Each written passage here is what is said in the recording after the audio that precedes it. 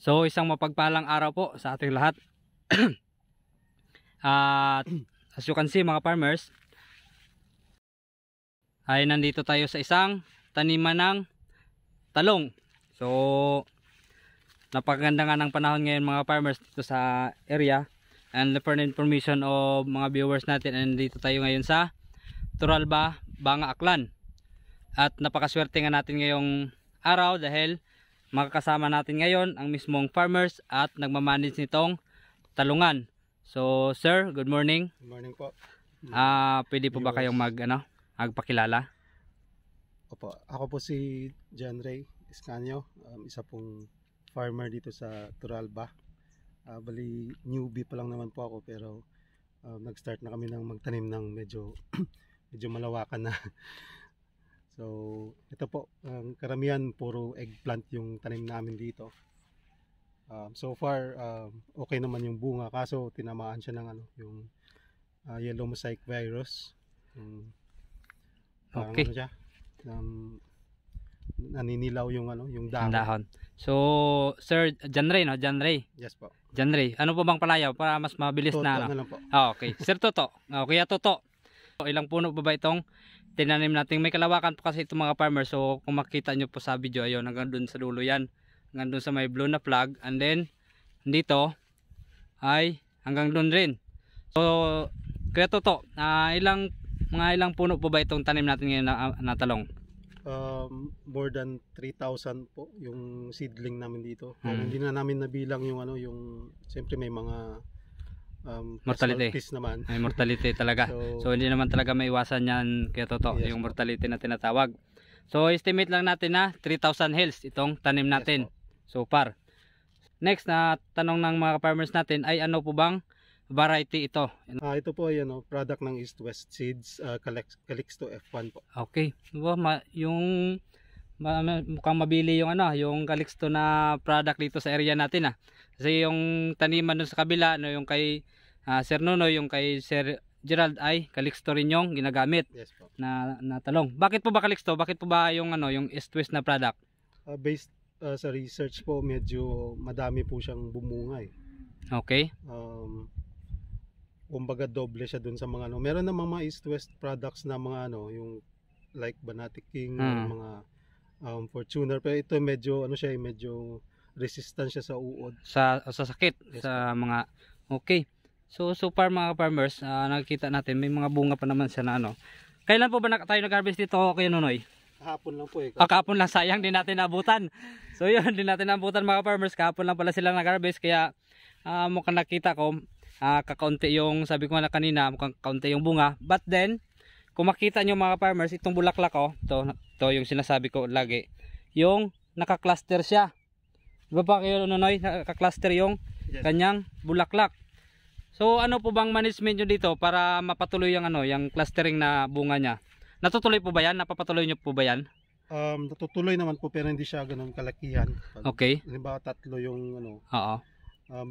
Kumbaga lang siya, parang medium size lang siya. Okay. So pero for example, pag 3 naka-cluster siya ng 3, yung 2 maganda, yung isa parang bumabansot na or hindi na, siguro hindi na rin napuntahan ng nutrition. Yes, okay, next na tanong ng mga farmers natin, Kuya Nonoy, yung management, yung pinaka-importante, or fertilizer guide. So yun yung kalimitan na tinatanong ng mga farmers natin, yung fertilizer guide. So paano po ba yung pag-alaga natin pagdating naman sa pag-aabono dito? Simula po nung maliit sila, bali drenching po kami. Okay, so maliit, yung tinatawag, ano po ba yung maliit? Yung pagka-transplant po ba? Opo, mula pagka-transplant. Okay, dito, upo tayo dito, Sir Nonoy. Dito tayo. Dito, para mas makita ng mga farmers. So, pagka-transplant, so linisan natin.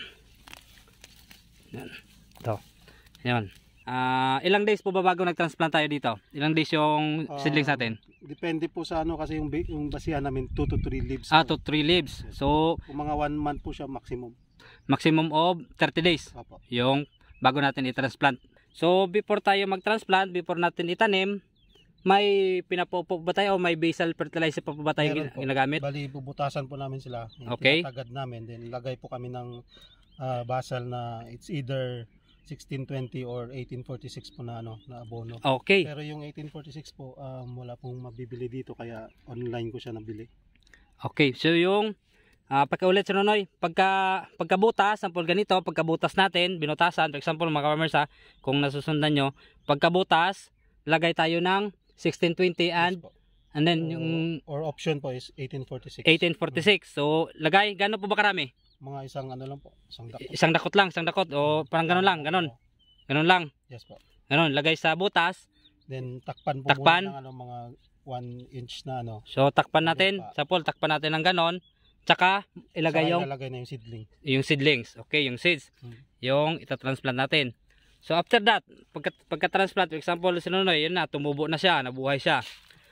Next na abono natin, ano po ba yung next na abono natin? Bali, kasi may stock pa naman siya ano, na basal na abono.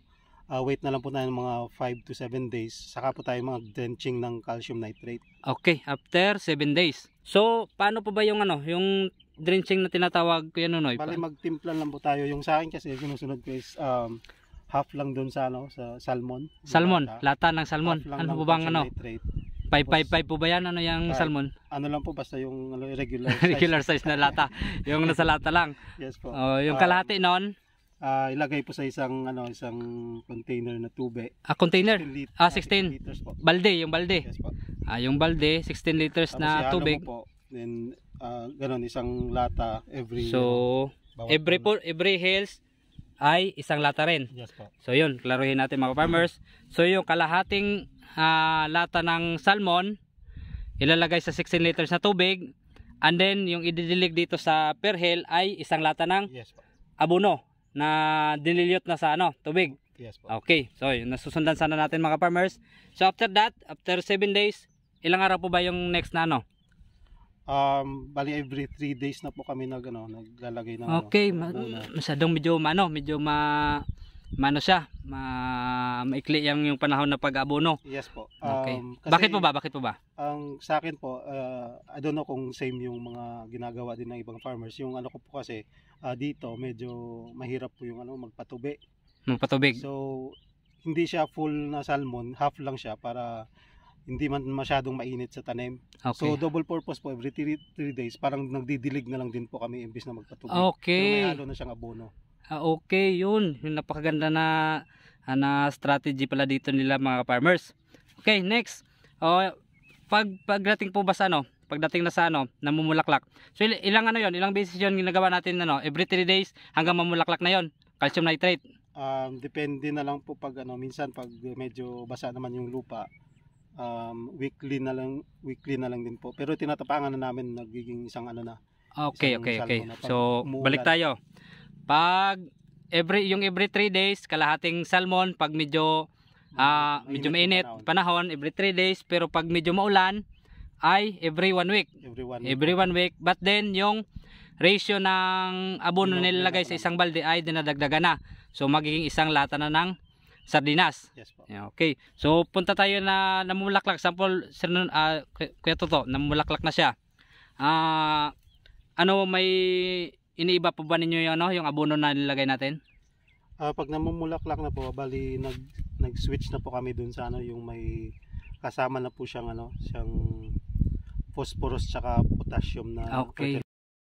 Okay, yung pagdidilig, Kuya Toto, paano? Yes po, ito po yung pagdidilig. Halimbawa, pag ganito po, nandito po yung edge ng dahon niya. Oo. So, ibig sabihin po yung root ends niya nandito na po. Okay. Hindi na po pwedeng idilig na lang dito sa puno kasi yung sumisip-sip ng nutrients dito po sa root ends. Okay. So, dito po kayo magdidilig. Parang ganun niyo po siya.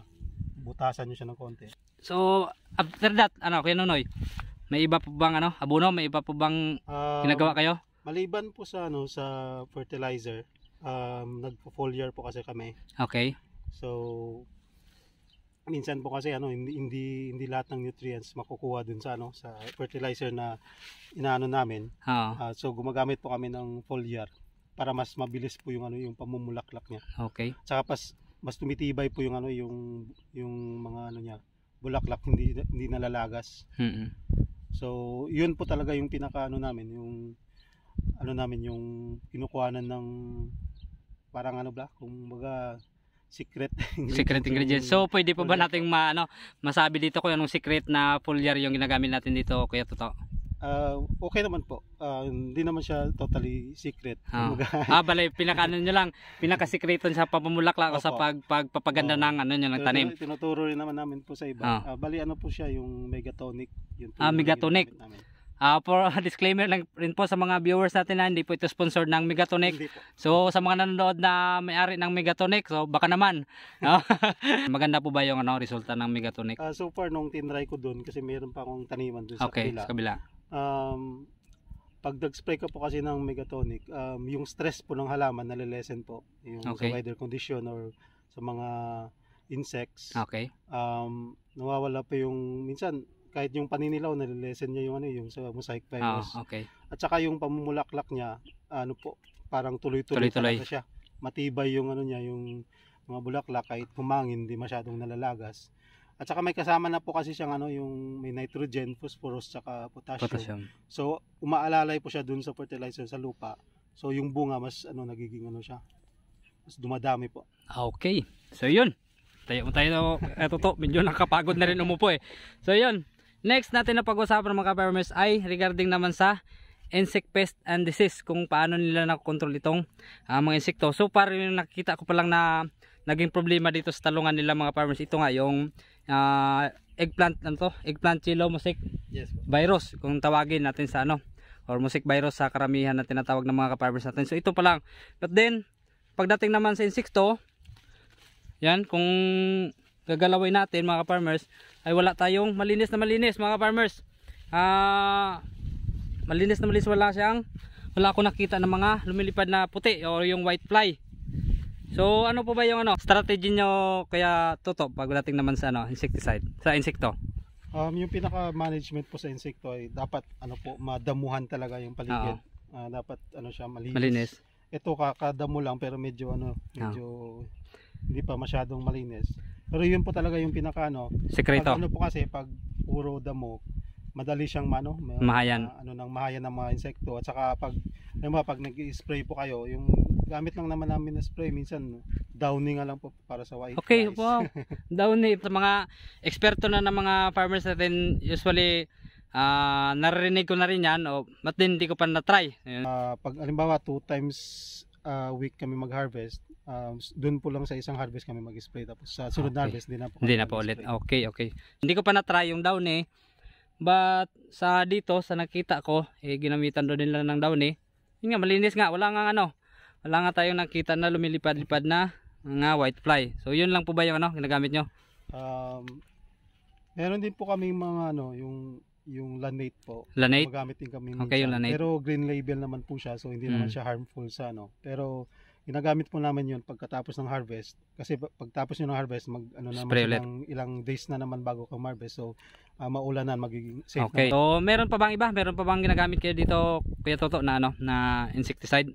Bukod doon sa lanate? Po doon, hindi na po kami masyadong gumagamit ng iba. Basta sakto lang po yung yung malinis lang po siya lagi. Kasi itong variety po to, hindi po masyadong siya sa uod. Hindi siya masyadong lapitin. Saka i-manage nyo lang po yung pag-abono, wag masyadong matapang kasi pag siya, yung tumaba ng bigla, doon din po mabango siya sa uod. Okay. Pero so far po okay pa naman. Yung balak ko po kasi na sana ng yung attractant para mas siya sa chemicals, yung maglalagay ka na attractant sa gilid. Pero binabalak ko pa lang naman. Sige. Hindi pa na hindi pa na-try ngayon.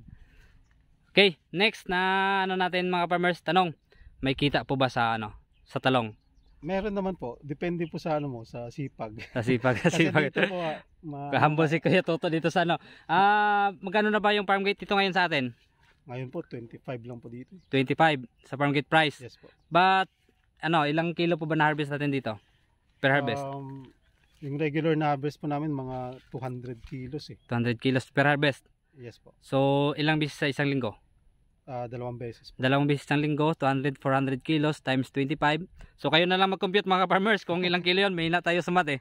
So yun, sa tingin ko naman may kita po ba talaga? Meron naman po. Kaso ito pong yung talungan, hindi ko po solo to Bali, may partnership po kami nito, kaya parang ano po, nahati yung kita Nahati namin sa yung kita. dalawa. Kasi hati naman kami sa gastos. Oo. So far meron pa naman po pang gastos sa Pang-araw-araw. araw-araw. Okay. Na kasi sila din yung partner ko po, sila din naman yung bumibili ng product. So parang na-lessen din po yung transportation na ibenta pa ako sa palengke. So yun po, linis na lang din kami ng yung kita namin. For example, every harvest nyo sa pinakamaliit na kita, ilang libo ba yung harvest sa pinakamalinis na? Po kami, binabayaran po kami ng 5,000 every harvest. Every harvest. Tapos hatiin po namin. 2,500. Pero ililes pa po yung gastos dun eh. So minsan nasa 1,500 or 1,000.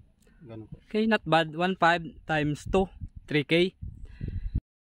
3K per week. Ganon, nasa ganon. Nasa ganun po sa ngayon. 3K times 4. 3, 6, 9, 12. 12,000 per month. So, nasa ganun. Okay na rin. Kaysa, tumambay, tumanganga dyan sa, sa gilid-gilid, di ba? Kaya totoo. Yes po. Magandang exercise. Maganda rin na hanap buhay itong pagsasaka. Talo pa pala tayo ng badyaw.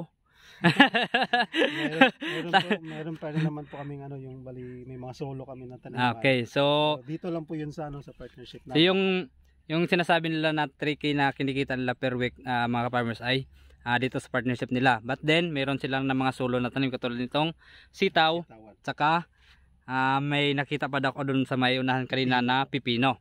So yun, so advice na lang Kuya Toto sa mga sa mga viewers natin dyan, advice na lang. Ma-advise ko po sa inyo, doon po sa mga magbabalak na mag-farming, at try po ninyo.